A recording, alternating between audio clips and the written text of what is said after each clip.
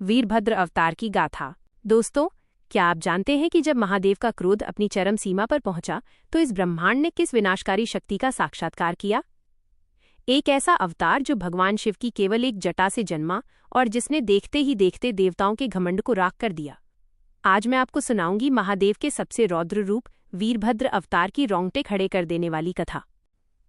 कहानी शुरू होती है राजा दक्ष के उस भव्य यज्ञ से जहां अहंकार का वास था। राजा दक्ष ने जानबूझकर महादेव और माता सती को निमंत्रण नहीं दिया। जब सती बिना बुलाए वहां पहुंची तो दक्ष ने भरी सभा में महादेव का घोर अपमान किया।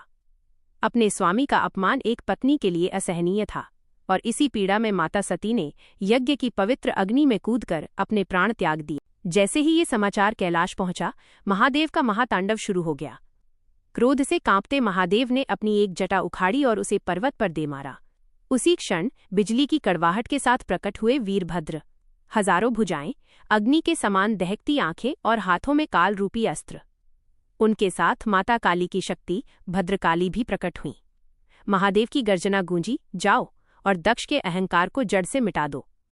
वीरभद्र अपनी सेना के साथ दक्ष की नगरी में काल बनकर टूटे। चारों ओर हाहाकार मच गया। इंद्र, वरुण और बड़े बड़े देवता भी वीरभद्र के तेज के सामने टिक नहीं पाए। देखते ही देखते वीरभद्र ने उस अभिमानी यज्ञशाला को तहस नहस कर दिया और अंत में अपनी तलवार के एक ही प्रहार से राजा दक्ष का सिर धड़ से अलग कर दिया। अंत में जब समस्त देवताओं ने ब्रह्मा जी के साथ मिलकर महादेव से क्षमा याचना की, तब जाकर उनका क्रोध शांत हुआ। दयालु शिव ने दक्ष को जीवन दान तो दिया, लेकिन संसार को ये सीख देने के लिए कि अहंकार पशु के समान है, उनके शरीर पर बकरे का सिर लगाया गया।